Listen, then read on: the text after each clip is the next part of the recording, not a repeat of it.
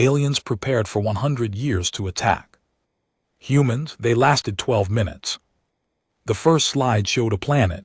The second showed a crater where the planet used to be. By the time I reached slide 3, the ambassador from France had stopped, taking notes entirely, and was staring at the projection screen with the particular expression of someone processing information that is too large to process all at once. I kept clicking. My name is Dara Vaz, Sergeant Major. Military Intelligence Liaison, 22 years. In service, and not a single year of it. What I would describe as quiet, I had spent the last 6 years sending reports into a system that received them efficiently and responded to them not at all. I had spent the 6 years before that in the field watching things that had no good explanation and filing those observations with superiors who always had a reliable explanation for everything, even when they were wrong. Now I was standing before the United Nations Emergency Security Council. Clicker in hand, 87 pages of classified material on the drive, 40 minutes to tell the assembled leadership of human civilization that we had a very specific and very large problem. The species on slide 3 was called the Vekaran. That was our translation. Their actual designation was not a word so much as a tone, a frequency their communication systems produced as an identifier, something your ear registers before your brain does.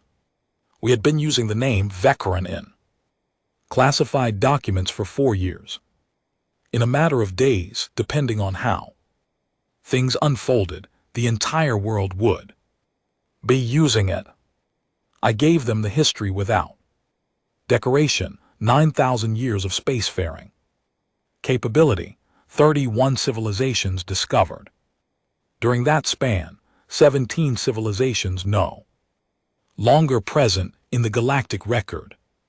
Nobody at the table moved. I clicked to the next slide. Average preparation time before each engagement, 6 to 11 years.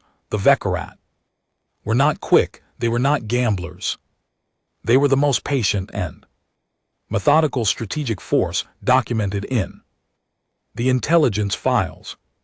A species that approached the problem of another civilization the way a very careful surgeon approaches a procedure, mapping every system, measuring every variable, running projections until the outcome was predictable enough to act on with confidence.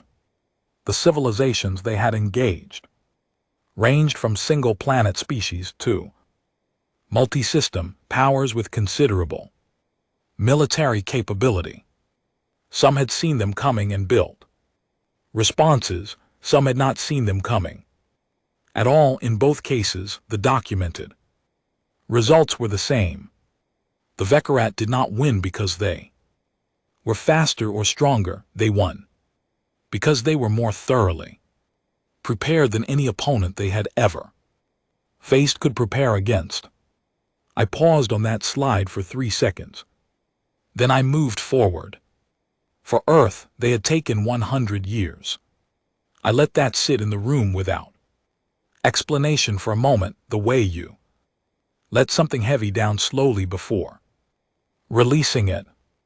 General Cal Draper, seated at the far end of the table with the expression of a man who had been briefed on catastrophic things professionally for 4 decades and had built a considerable tolerance for them, leaned forward. His voice was the voice of someone doing a fast calculation. 100 years is not their standard operating procedure. No, I said, it is not. What made us worth the deviation? Slide 11, I said, we will get there. I took them through the timeline from the beginning. The Vekarat had flagged Earth as a priority observation target in the early 1920s, not because of our technology. In the 1920s, our most advanced military hardware was things you loaded by hand and aimed with your eye.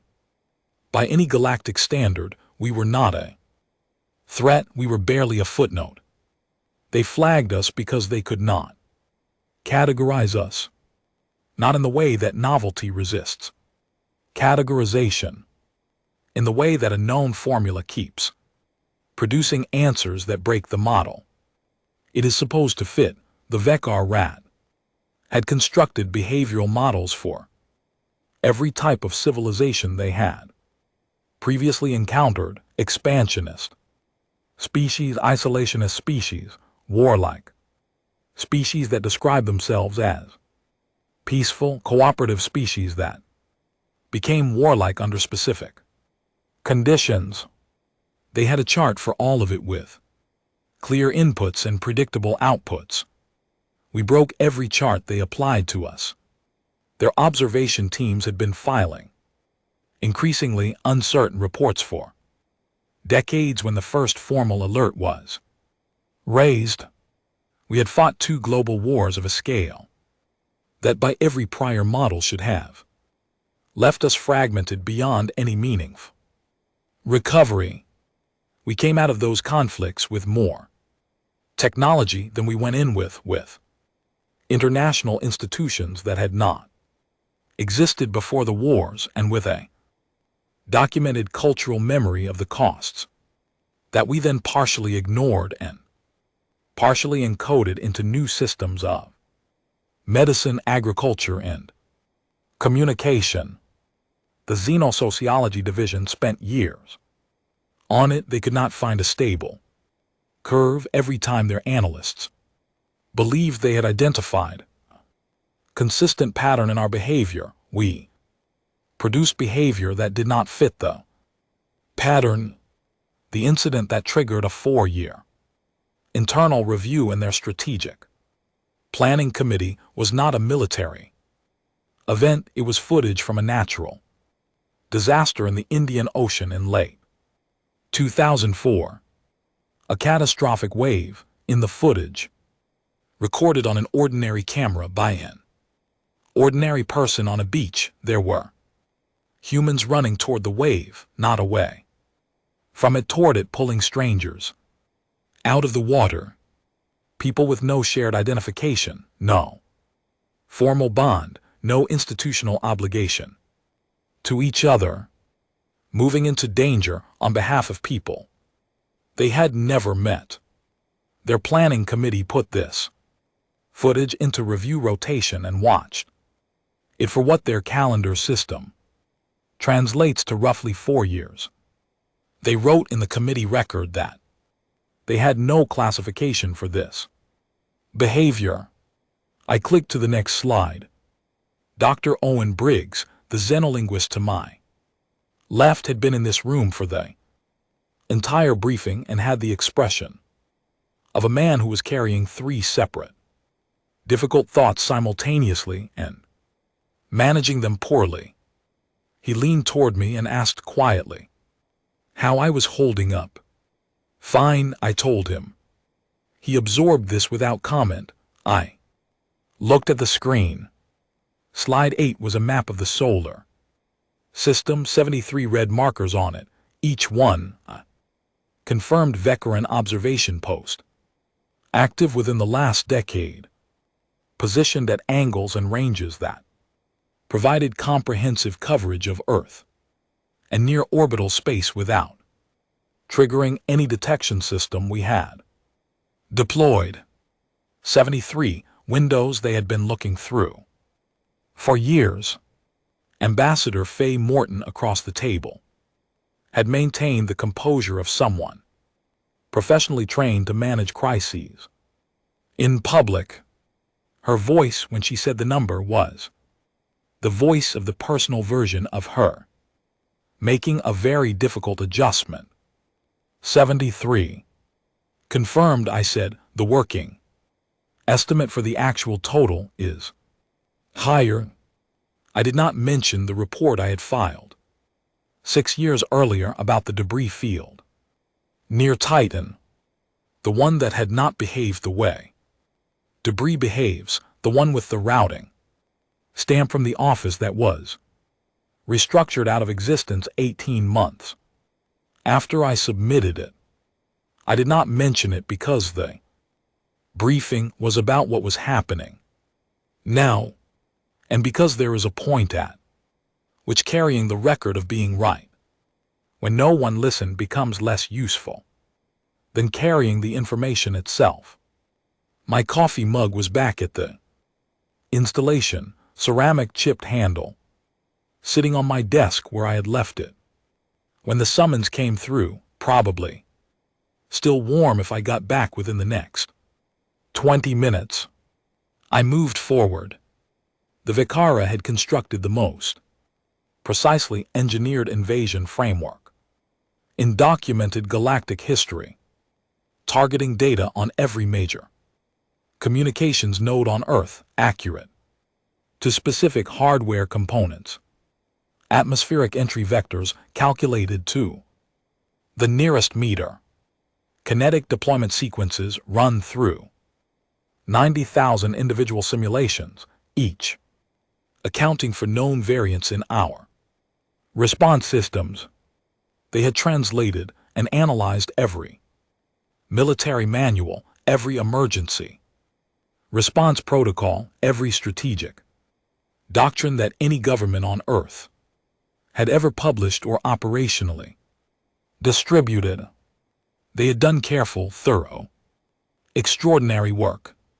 If you were going to spend a century preparing to do something, this was how you would spend it. General Draper looked at me across the length of the table. The calculation behind his eyes had finished, and the result was visible in the set of his jaw. Your assessment, Sergeant Major. I set the clicker on the podium. They spent 100 years studying everything we do when someone gives us an order, I said. They spent considerably less time on what we do when no one does. The room sat with that for a moment. I picked the clicker back up. Slide 12 is countermeasure, I suggest. We keep moving. I kept clicking. The alarm hit at 3:57. I had not been asleep. I had been at my desk in the intelligence wing, working through a translation inconsistency in a Vector Act communications intercept that Dr. Briggs had flagged 3 days earlier. The discrepancy was in a single phrase, one he had rendered 3 different ways, in 3 attempts, and that none of his colleagues could agree on. I had been looking at the 3 versions for 40 minutes and had resolved nothing but looking at difficult things with fresh eyes at odd hours was one of the skills the military had built into me early. My coffee mug was in front of me, ceramic chipped handle almost finished. Then the alarm sounded. Not the general installation alert, the other one, the specific frequency that every person in that building had been trained to recognize in the first week of assignment, the one with no word attached to it and no ambiguity about what it meant, the one that said with complete efficiency that the preparation period was over. I was in the corridor before the second pulse. The installation was moving, not in chaos but in the particular organized urgency of a facility full of trained people who have received the signal they have been dreading and are responding to it with everything they have. Boots on metal grating, emergency lighting switching on along the lower corridors, the smell of electronics running hard and the sound of doors opening and closing in sequence as people moved to their stations. Captain Lynn Ward came up at my shoulder. From the corridor to the left, 29 years Old professional comm so deeply embedded it had become structural. Tablet already in her hand with the preliminary status reports loading. They came in early, she said. 3 days, I said. She showed me the tablet, the satellite. Network status display was a grid of green indicators turning red in a sequence that was too precise and too rapid to be equipment failure. This was deliberate. This was someone who had mapped our infrastructure and was dismantling it the way you would dismantle something you had spent a very long time studying. The Vec-Caret's first move, exactly as the intelligence files had predicted. I hit the stairs to the operations level. The sky through the high windows of the stairwell was wrong, not dramatically. Wrong, not fire in obvious shapes, wrong. In a subtler way, something in the upper atmosphere that registered before you could name it, a quality to the darkness, suggesting it was occupied, that things were moving through the high air in ways that air was not supposed to contain. They were in the atmosphere. Commander Sue Holt was at the central console in the operations center. 11 years I had served alongside her. Her voice, in any condition I had ever observed, occupied a specific controlled register that did not change based on circumstance. She was using that register now. Satellite coverage is at 63% and falling, she said, eyes on the display. GPS is gone across all bands. Long-range communications are fragmenting. Hardlines are holding for now. Timeline on the hardlines. 12 minutes to cascade failure at the current degradation rate. She looked at me for half a second, but the hardlines are carrying more traffic than their models projected. That was the first place their plan developed a crack. The Vec-Caret had modeled our communications dependency accurately.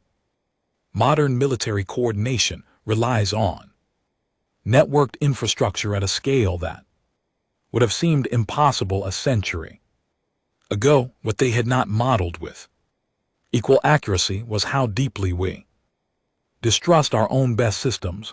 Decades of field experience had built redundancy into redundancy into redundancy.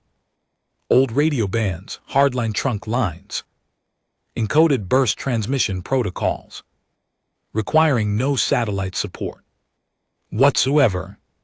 Systems that existed for no strategic reason other than the ingrained professional conviction passed down through generations of military planners that the sophisticated thing would eventually fail, and you needed the old thing underneath it.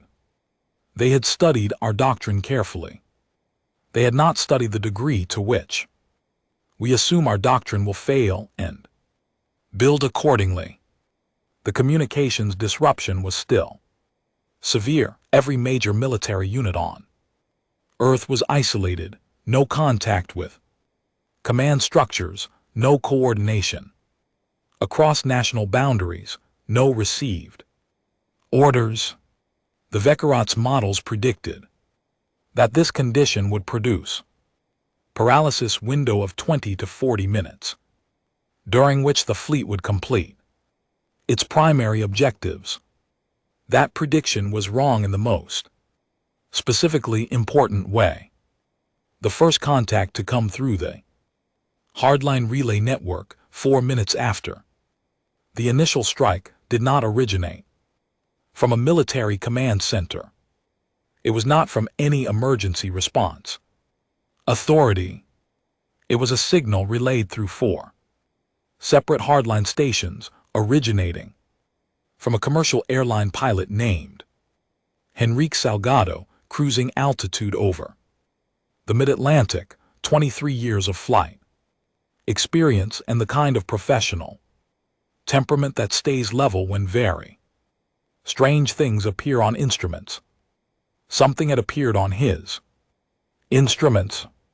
Multiple contacts moving in patterns, consistent with no aircraft type in his charts at velocities and angle, did not correspond to any aerodynamic principle he had spent 23 years applying. He had attempted to reach air traffic control. Air traffic control was not responding. On any frequency he tried, he had assessed the information available to him, evaluated what he had available to work with, and made a decision. 11 minutes later, a relay report confirmed that Salgado's aircraft had made contact with a Vecchiarot forward scout vessel at altitude. The scout vessel was down. Salgado's aircraft had sustained structural damage and had landed on emergency designation at a military airfield in the Azores. Salgado and every person aboard had been accounted for. I read the report twice. The forward scout vessel had been equipped with the most advanced defensive sensor array in the Vecchiarot fleet. It had been designed to identify and respond to every known human weapons platform calibrated against our complete documented military hardware inventory. It had automated response protocols for every engagement scenario the Vecchiarot had modeled against our capabilities. There was no model for a commercial passenger aircraft on a direct approach at cruising altitude in 9,000 years of documented contact with spacefaring civilizations. The Vecchiarot had never encountered a scenario in which a civilian transport was used as a direct engagement asset. It was not a scenario that made rational strategic sense. They had not built a category for it. Lieutenant Ben Archer, stationed at the relay display to my right, pulled up the full network contact feed. The display showed fragmented engagement reports coming in through the surviving hardline network from every continent, every time zone, every theater simultaneously. It did not look like a coordinated military response. It looked like noise, random, distributed, without the pattern that any doctrine would produce. "What is that?" he said. I looked at the display for a moment. It took me a second, and then I saw it. Not noise, not randomness, something with structure that did not have a name in any military manual I had ever read. "That," I said, "is everyone making their own call." The Vecchiarot strategy had been built on a specific model of how military organisms function. Command structure gives direction, units execute the direction, remove the command structure, and the units stop having direction and therefore stop functioning effectively. It was a clean and reasonable model. It had worked for them against every civilization they had previously engaged. What it had not accounted for was a military tradition that, at its cultural foundation, had always assumed command might not be available and had built the expectation of independent judgment into every level of training. 2 million people in uniform across 30 countries had just lost all contact with their command structures. Not one of them had received a new order. Not one of them had been told what to do. Every single one of them was doing something. Because the thing about spending 2 decades training human beings to fight is that at a certain point the training stops being a set of rules they follow and starts being a way they think. You cannot remove the command structure and have people stop knowing what to do. You can only remove the coordination. The knowing stays outside. Through the operations center windows, I could see 3 separate engagement signatures at different altitudes and directions. None of them matched organized military doctrine. All of them matched people who had looked at their individual situations and acted on the best information they had available. I thought about the mug on my desk, somewhere above me in the building. Still warm, maybe. I would check after. I turned back to the display. The Vekaret fleet was precisely where their models predicted it would be. Their plan was executing exactly as designed. Every variable they had calculated was behaving as expected. The one variable that was not behaving as expected was everything on the ground below them. The next 12 minutes were going to require a significant amount of documentation. The first minute belonged to them. I want to be clear about that because the truth matters more than a clean story. The first 60 seconds of the engagement were theirs completely and cleanly. Their second deployment wave came in on schedule, and it was extraordinary too. Observe 100 years of targeting. Refinement expressed in real time. Execution, every insertion point. Precisely where the models had placed them. Every angle of approach exactly as calculated. For 60 seconds it felt like the conclusion of something. Then the second minute happened. The Vekara's models had a specific prediction for minute 2. Isolated human military units, cut off from command, would enter an assessed inaction period while attempting to restore communications and wait for direction. Their simulations had this period lasting between 20 and 40 minutes, during which the fleet would complete its primary engagement sequence. The observed behavior in minute 2 was the precise opposite of inaction. The units that were supposed to be waiting were not waiting, they were moving without a shared plan, without coordinated orders, each one responding to what it could see and what it knew, which in the case of trained military personnel turns out to be quite a lot. The result looked like chaos from altitude. The Vekara's observation systems were logging it as uncoordinated activity, which was technically accurate and strategically significant because uncoordinated activity spread across an entire theater in every direction simultaneously is a very different problem than coordinated activity concentrated in predictable places. You can plan against an army, you cannot plan against weather. In minute 3, their tactical management system logged an anomaly. I read the translated error report months later, and the language in it was the language of engineers confronting something their system was not designed to handle. The AI had been constructed to model responses from organized military structures operating within command hierarchies.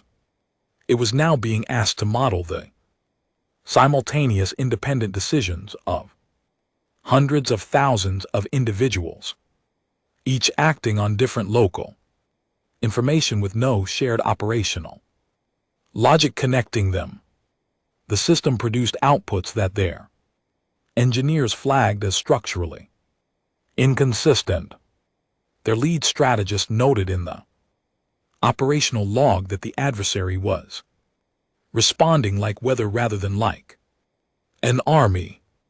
Weather as a strategic target does not have a throat you can cut.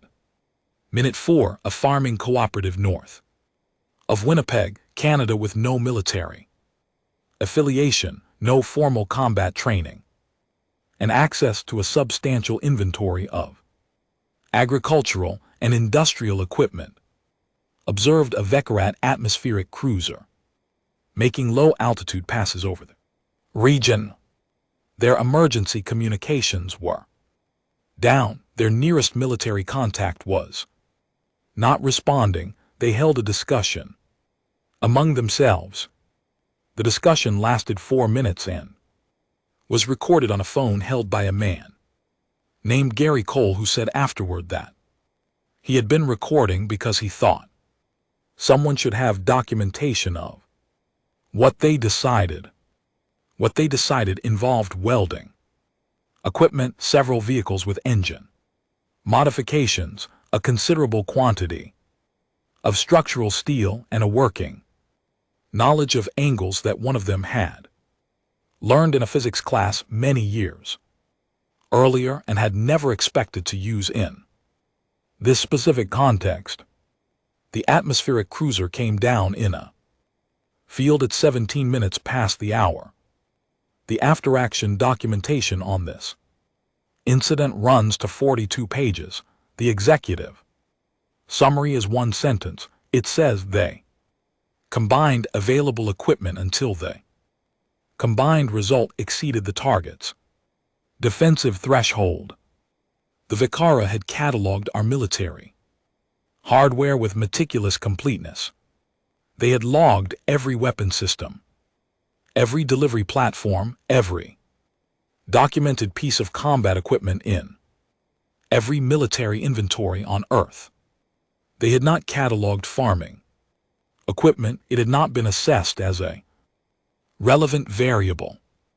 Minute 5, the Vicara command structure initiates its first mid-engagement reassessment in 9,000 years of recorded engagements. No previous target had triggered a command reassessment within the first 5 minutes of active operations.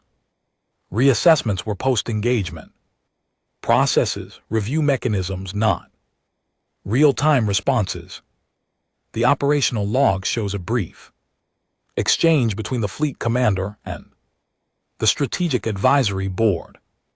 The translated content: this engagement is not conforming to the model.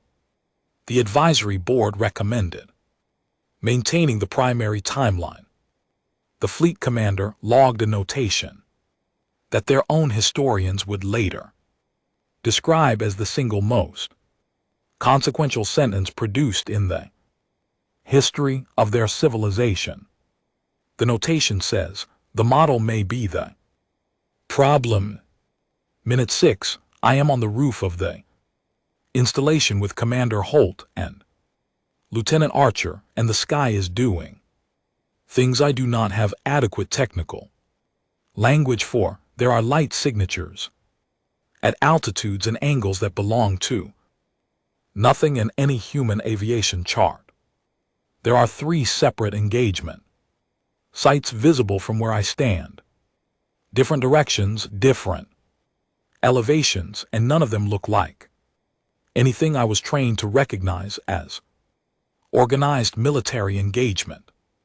One of them appears to involve a train. I watch it for a moment. What are we looking at? Archer asks. People deciding, I say. He looks at the sky. He is young enough that this is the first large thing he has been present for, and he is handling it the way young, capable people handle large things, by paying very careful attention. The Vicara's tactical advantage had always rested on a specific kind of certainty. They knew what an opponent would do because they had documented what that opponent had done before. Their models ran on observed behavior. 100 years of careful watching had given them an extraordinarily detailed picture of how humanity organized and executed conflict. They had not spent equivalent time on how humanity behaves when the organizing structure disappears. The answer, it turns out, is it keeps going. Minute 7, I go back inside. Relay display in the operations center is dense with contact reports now. coming in from everywhere. Simultaneously, a map that looks like scattered light. I stand in front of it. And do not try to read it as doctrine. I read it as data. Each point of contact on that display is a decision, someone who looked at their situation, assessed what they had, and acted on what they concluded, multiplied across hundreds of thousands of people, then millions across every geography. The Vekarat fleet was distributed across, not an army following a plan, something older than an army. Minute 8, the Vekarat's targeting accuracy degrades measurably according to the data recovered from their operational logs later. Their engagement protocols are running against behavioral templates that no longer match what they are observing. The processing lag is not catastrophic on its own, but it is compounding. Each second of delay produces a slightly larger gap between their models and the actual situation, and that gap is growing in a direction their systems cannot self-correct because the self-correction mechanism assumes the models are basically sound. The models are not basically sound. Minute 9, the fleet holds the entire fleet in its full deployment. Configuration stops active engagement. Operations for a period, their logs record as 93 seconds. This is not a pause in the cinematic Zenza. This is a command decision to stop and review, which in the context of an active engagement does not have a clean recovery path. On the ground, in the 93 seconds that the fleet holds position, nothing on the ground stops. There are no orders coming down. There are no communications being received by any unit from any command structure. Nobody has told the people on the ground to keep going. They keep going. I am back on the roof during the 93 seconds. It is the quietest the sky has been since 3:57. There's a car alarm going off in the town to the east, triggered by vibration. At some earlier point, cycling through its signal without urgency. The air is cold and carries a faint electrical edge. The darkness above the installation is thinning slightly at the far edges, the way it does before a light source approaches. I stand on the roof and I wait. Minute 10, the fleet moves not forward. Lateral, their command structure is attempting to consolidate engagement zones to focus resources on sectors where the response density is lower. There are no sectors where the response density is lower. The response is everywhere because the people generating it are everywhere, and they are where they are doing what they can determine to do with what they have, without waiting for anyone to tell them which sector to be in or when to start. Minute 11, the fleet commander sends a priority transmission to the strategic oversight board on the Vekar at Homeworld. I have read the translation of this transmission more times than I can count. It is brief. It says, approximately, we have encountered a condition our preparation did not model. For the limiting factor is not their weapons capability or their coordination. The limiting factor is that they do not stop when the conditions that should produce stopping are present. Minute 12, the last Vekarid vessel clears the exosphere. Their exit is organized and precise. Even in withdrawal, they move as a unit, in formation with the discipline of a force that has operated together for a very long time. They do not scatter. They do not fragment. They leave in order. I watch the last trace of their atmospheric signature disappear on the monitoring equipment. I go inside. I walk back the intelligence wing and sit down at my desk. The coffee mug is still there, ceramic. Chipped handle, the coffee is cold. I drink it anyway. 12 minutes. 100 years of preparation. 12 minutes of us. The scout vessel that came down in the parking lot of the installation was, in retrospect, the luckiest piece of circumstance in the history of our species. It came down intact because of the angle of its final descent in a patch of very soft ground that absorbed the impact in exactly the wrong way for the Vicara, in exactly the right way for us. The hole was stressed but sealed. The power systems were offline. The internal data architecture was entirely intact. It was still transmitting when our technical team reached it 30 minutes after the last vessel cleared the exosphere, not transmitting to anywhere as it turned out. The fleet was gone and the relay signal was cycling with nothing to receive it, like a radio broadcasting into an empty room. But the transmission logs were intact, and the storage architecture was intact. And within 72 hours, Dr. Briggs had established a partial access pathway into the largest single repository of information about our species ever assembled by an outside source. I was in the translation room for most of the next 6 weeks. The archive was not what any of us expected it to be. We expected tactical data, weapons, assessments, military capability, analysis, strategic vulnerability, mapping, the kind of material you would expect from a 100-year preparation for a military engagement. All of that was present. It was thorough, accurate, and, in some cases, more current than our own internal records. But it was a small fraction of the archive. The majority of it was about everything else. The Vicara had spent 100 years not primarily studying how we fight. They had spent 100 years studying how we live. Our music was in there. Not recordings, but analyses, structural breakdowns, pattern mapping across thousands of musical traditions. 100 years of a species trying to understand why we kept making organized sound for no survivability purpose, and why the organized sound we made had so many different structures that shared underlying mathematical relationships we had apparently arrived at independently across cultures with no contact with each other.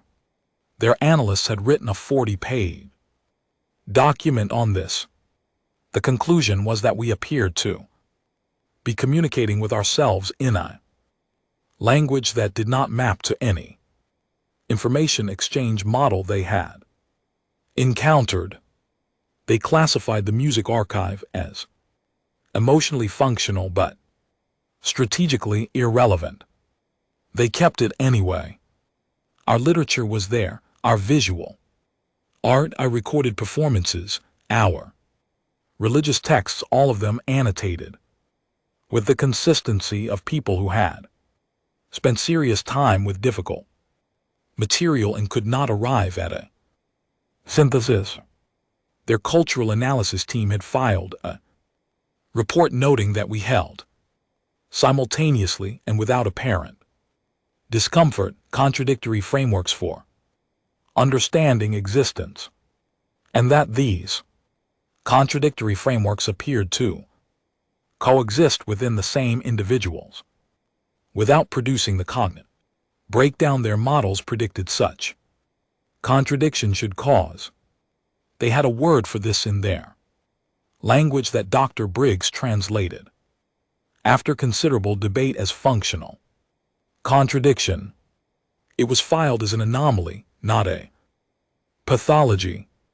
We kept finding things like that throughout the archive, observations that were accurate in categorizations, that were wrong, the Vekor were extraordinary observers. They could see what we did, they could record it with precision. What they could not do in 100 years of trying was fit what they observed into a framework that fully made sense.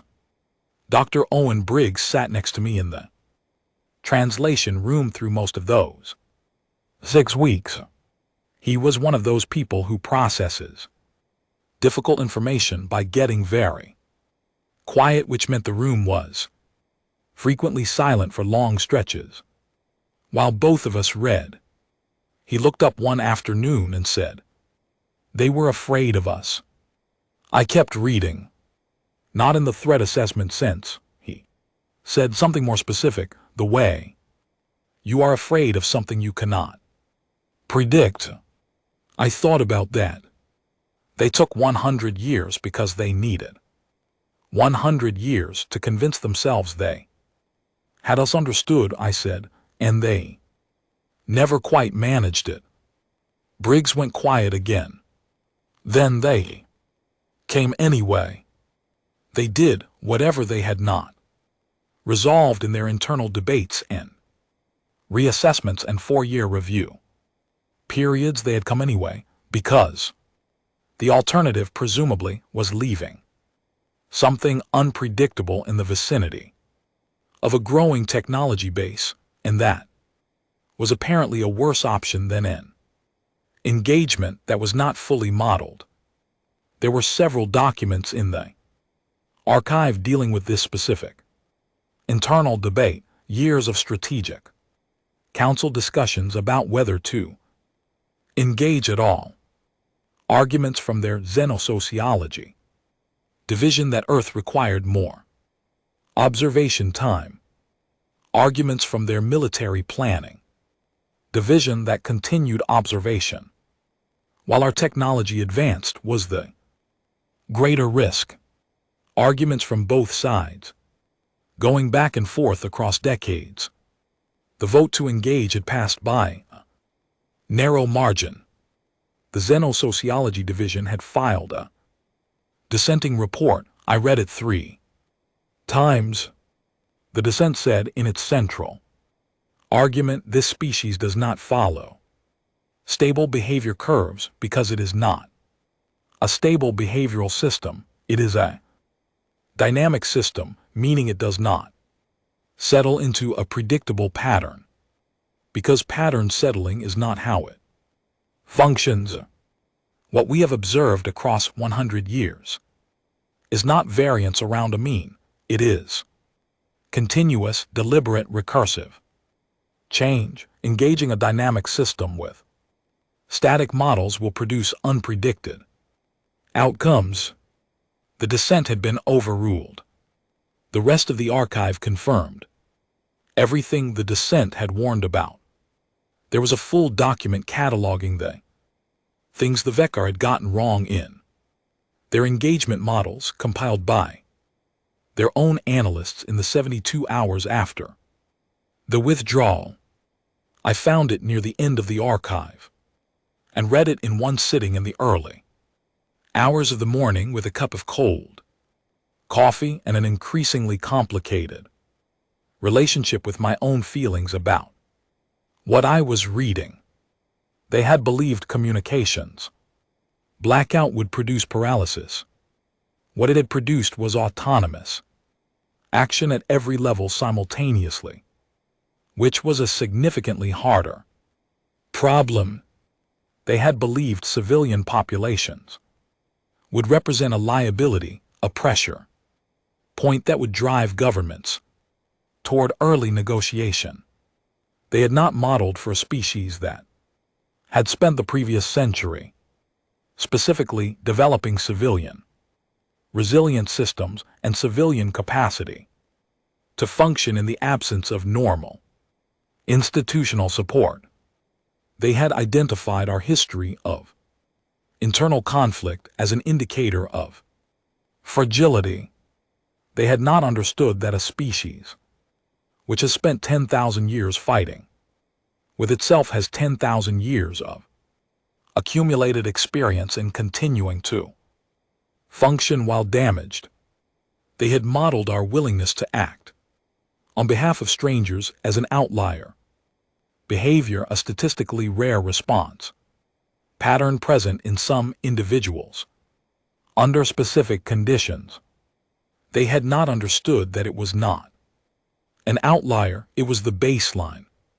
The last item in the document was the one that made Briggs go very still when I showed it to him the next morning.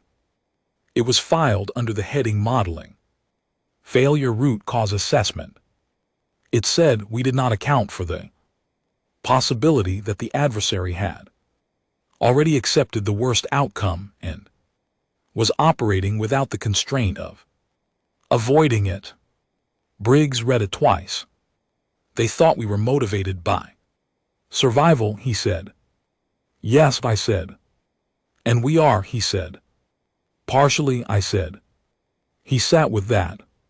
The thing about the Vecchiarats model was that it was built on a reasonable assumption every species they had encountered was at its behavioral foundation organized around avoiding the worst possible outcome for itself. This was true of every civilization they had engaged.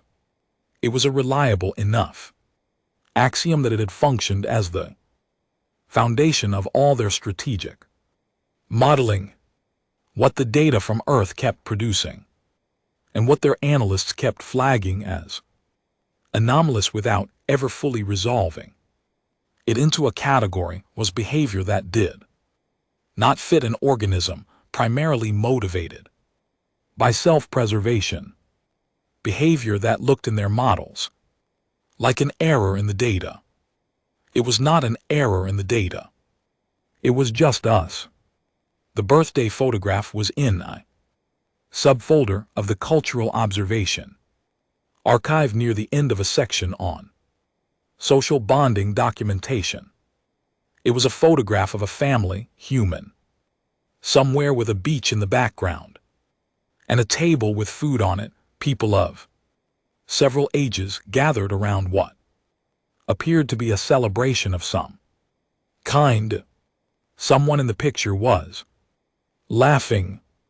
The image had the quality of photographs taken for personal keeping rather than for any public record.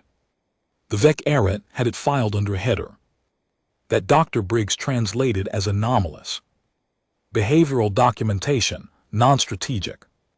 Subcategory, social cohesion display. It had a note attached. The note said in translation, preserve category, undetermined. I looked at that photograph for a long time. We ran every identification process we had available. We found nothing. The image appeared to date from several decades back, which meant the people in it were very likely no longer alive. Someone's family at a birthday or a gathering or an ordinary Saturday that had seemed worth recording had ended up in an alien archive marked too important to discard but too confusing to classify. I put the photograph in my pocket. Briggs noticed. He did not ask about it. He went back to his translation work. The 6 weeks in the translation room gave me a more complete picture of the Vecchiarat than I had expected to have. They were not simple, they were not beyond understanding, they were a species that had made a very considered decision based on very thorough information and had been wrong about it in ways that their own best analytical minds had partially predicted. Their internal dissent had been documented, preserved, and overruled. What had come after the overruling was not in their archive recorded as a failure. It was recorded as a contingency scenario outside the primary model that had activated and that required reanalysis before any future engagement. The reanalysis, as far as I could tell from the archive, was ongoing. I found myself standing beside the scout vessel in the parking lot on the last day of the translation work, looking at its hull in the late afternoon light. The optical sensors were offline. The transmission array was dark. It was an object now rather than a system. Something that had once been full of purpose and was now just metal resting on asphalt. I thought about the birthday photograph in my pocket. The vessel had been transmitting for 2 weeks before the relay loop timed out, sending everything it observed: the parking lot, the sky above it, the installation in the distance, the people moving through their days in the background of its quiet cycling signal. It had been watching us the way the Vekor had been watching us for 100 years. I stood next to it for a while and thought about what it had seen.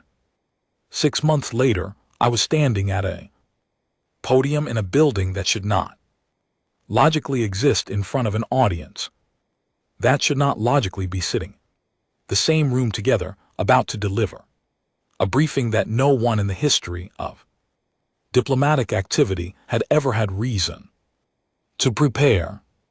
The room was a converted conference space in a neutral facility in Switzerland. The ceiling was slightly too low, and the ventilation system was marginally too loud, and someone had made the decision to set up a refreshments table near the side wall, which included, among other items, several urns of coffee. Half the faces in the room were human, half were not. Everyone was being very polite. There was a quality to the politeness that you find in rooms where people have substantial reasons not to be polite and have decided, collectively and for now, to be polite anyway. I had been in rooms like that before. The stakes usually made them easier rather than harder, because everyone understood what the alternative looked like and found this preferable. I had the ceramic mug with the chipped handle on the podium in front of me. I had carried it from my desk at the installation in my bag that morning. I could not have explained this choice if asked. I did not offer to explain it. The session had been organized by an 8-person committee that had spent 3 months determining, among other things, what temperature to set the room to. This was not a trivial problem.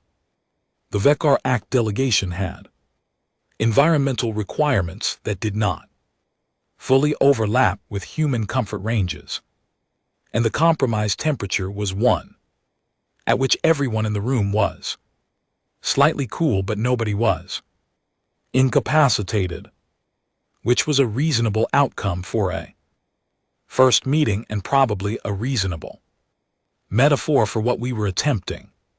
More broadly, their delegation included 7 members. I had read their dossiers. The one who sat at the center of their arrangement was their nearest equivalent to a diplomatic official, a role that Dr. Briggs had spent weeks finding an accurate translation for and had eventually rendered simply as the one who speaks for the group in situations where speaking is the appropriate response. I had looked at the files on all of them for a combined total of probably 40 hours over the past 6 months. They were not what I expected, which was itself expected, because the archive had taught me that the Vekor rarely were. I was introduced by Colonel Pete Harmon, who kept the introduction brief in the way of someone who understands that the less scaffolding you put around a thing, the better it stands on its own. He said my name, my role, and the purpose of the address, and then he sat down. I looked at the room. I looked at the Vekor at delegation. I started talking. The address I delivered was not the one I had drafted in the immediate aftermath of the engagement or the revised version I had written 3 months later, or either of the two versions I had revised further in the weeks before this session. All of those versions had been built around an assumption about what this specific room needed to hear. Standing in front of this specific room, I decided to say what was actually true. Instead, 12 minutes, I said, that is the number you came here to understand. I am going to tell you what I think it means, and it is going to be less flattering to us than what you may have expected. The translator was a system I did not fully understand, developed jointly. The 6 months since the engagement that processed and rendered in both directions with a lag of approximately 2 seconds. When I paused, I could see the Vic aura at delegates receiving the translation, absorbing the words with the particular quality of attention that a species gives to information it has been waiting a long time to receive. The 12 minutes were not a demonstration of our strength, I said. They were a demonstration of what we are. Those are not the same thing, and I think it is important to be accurate about which one you encountered. I had their attention, all of it human and otherwise. You spent 100 years studying us, and you were extraordinarily thorough. Your data was accurate, your observations were precise, your cataloging of our behavior was more complete than most of our own institutional records. You understood what we do. What you had difficulty with was why we do it, and the why is the part that matters for the conversation we are attempting to have in this room today. I pulled the photograph from my pocket. I set it where the projection system could capture it and display it on the screen behind me. A family at a beach table with food, someone laughing at something just outside the frame. A photograph from someone's private life, kept for decades in an alien archive. Under the category too important to discard, too confusing to classify. This was in your archive, I said. You kept it for nearly a century, and you never resolved what it meant. I would like to tell you what it is. I looked at the photograph on the screen. It is an ordinary day that someone decided to record because the people in it were worth recording, that is all. There is no strategic content, there is no military significance. The people in it are very likely no longer alive. Someone in your observation program, 100 years ago, saw this photograph and could not set it aside. I looked at the room. That is the part of us that your models could not categorize, not our weapons or our tactics or our response capacity. This, I let that sit. You observed us for a century, and your analysts kept producing reports that flagged us as anomalous. The behaviors that broke your models were not extraordinary behaviors, they were ordinary ones. People recording ordinary days, people moving toward danger on behalf of strangers, people in a farming cooperative solving a problem with the tools available to them. These are not the exceptional behaviors of our civilization. These are the normal ones. There was a quality to the silence in the room that I recognized from moments in the intelligence wing when something in the data suddenly became clear. The silence of something being understood after a long resistance. Your dissent document got it right, I said. The members of your Xeno sociology division who argued that engaging a dynamic system with static models would produce unpredicted outcomes were correct. The corrective Action is not a better model. The corrective action is an acknowledgement that we are not the kind of thing that can be fully modeled in advance. I looked at the lead vector at delegate. Neither, I suspect, are you.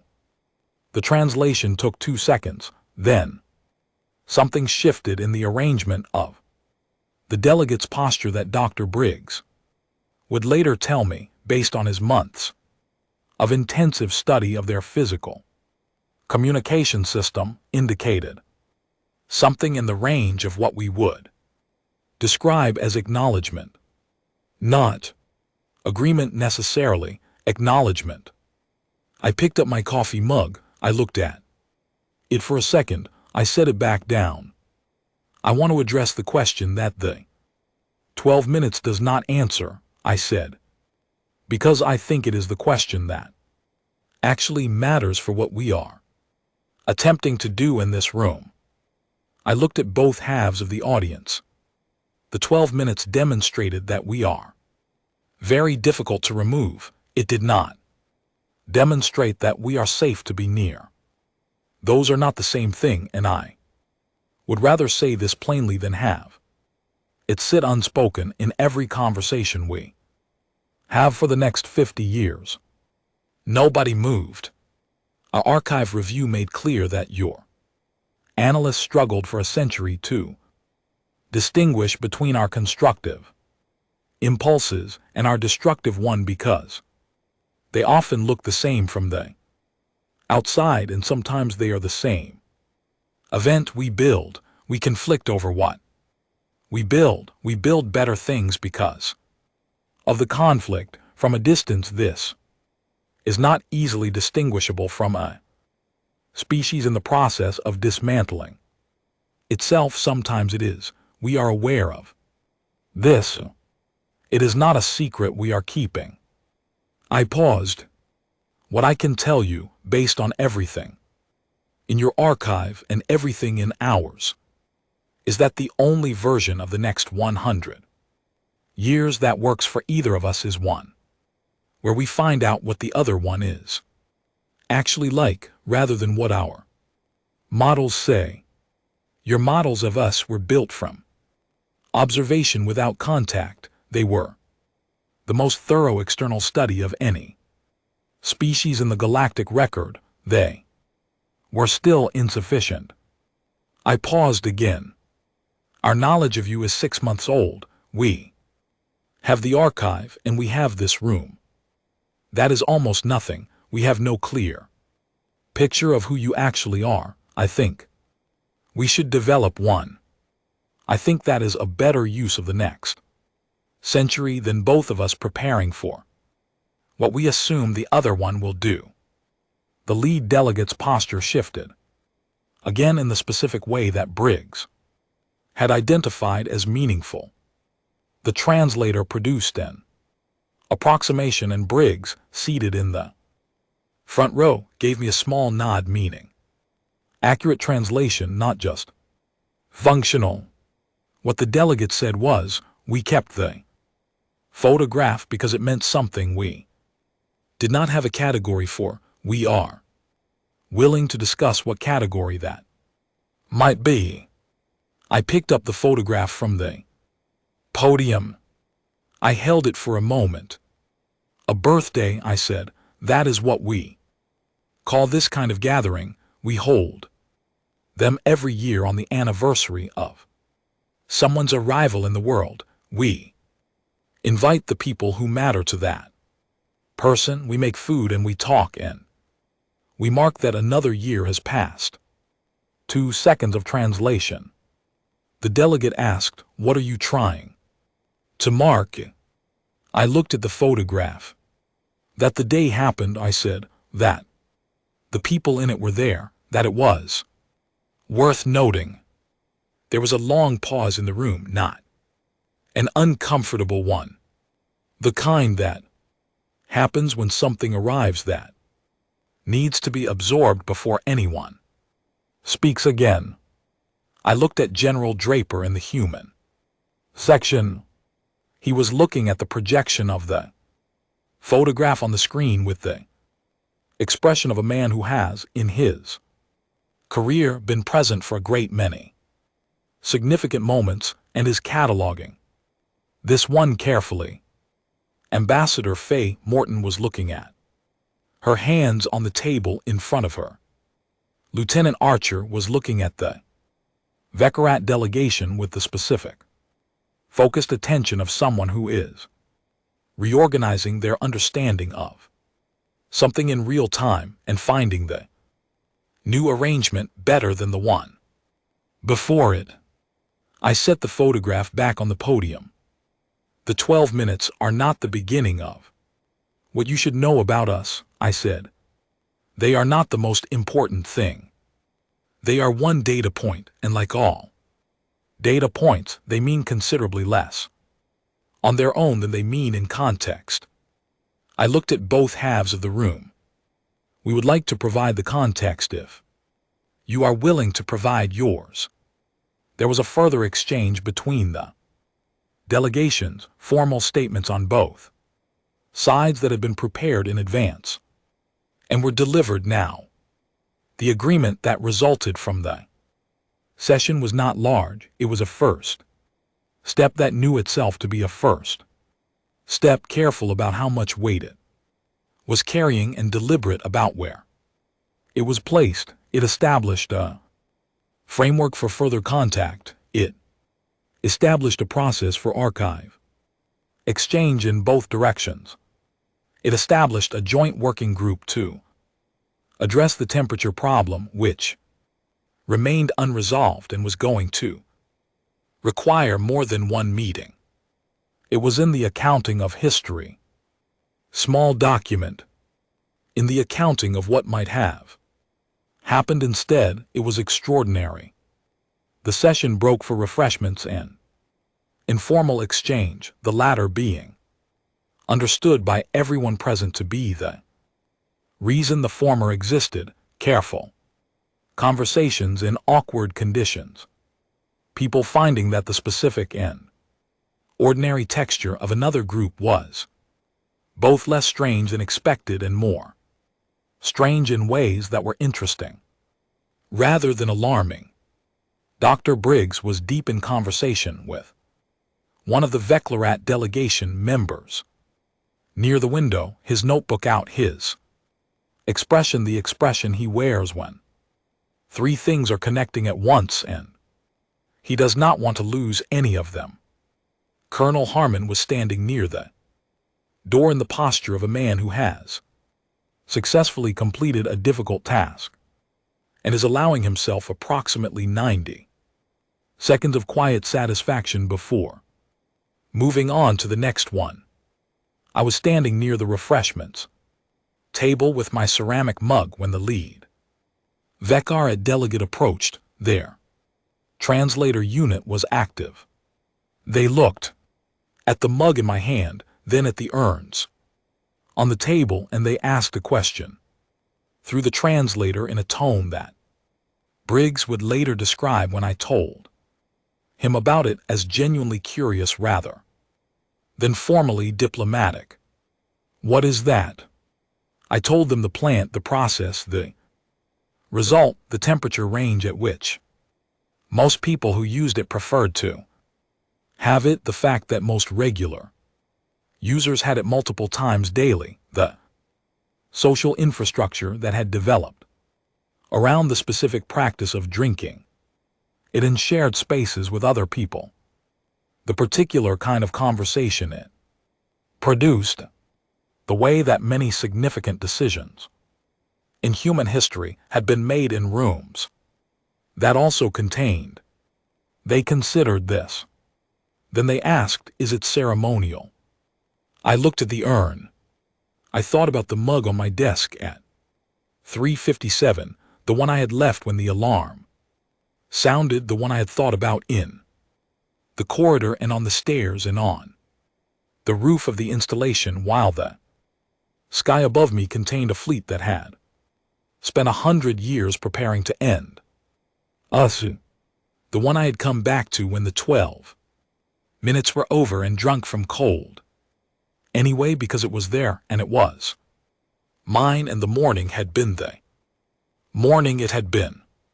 I thought about the family in the photograph at their table with their food, the person laughing at something.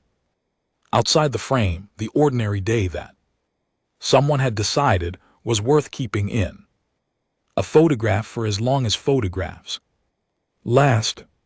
I thought about 100 years of watching from a distance and not quite understanding what you were looking at.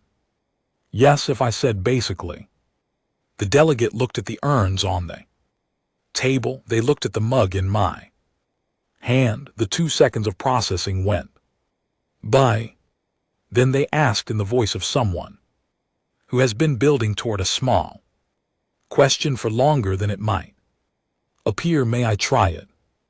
I looked at the empty cup that our protocol team had placed on the table beside the delegate's position, because our protocol team had thought through this possibility and prepared for it. Because we are, among other things, species that anticipates the small moments where things could go well and puts a clean cup nearby just in case. I poured. I handed it across. 100 years, 12 minutes, 6 months of an archive and a borrowed photograph in a room in Switzerland with the ventilation running slightly too loud. And now this. A cup of coffee crossing the distance between two civilizations that had tried, each in their own way, to understand something about the other without knowing how to ask. I did not say anything. They did not say anything. We stood at the refreshments table in a room that should not logically exist, and we let the moment be exactly what it was, which was small and ordinary and worth recording. Copy that.